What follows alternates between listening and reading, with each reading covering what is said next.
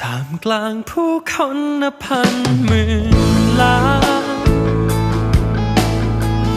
ต้องการแค่เพียงคนเดียวเท่านั้น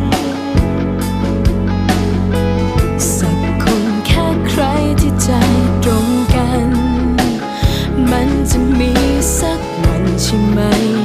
ที่จะได้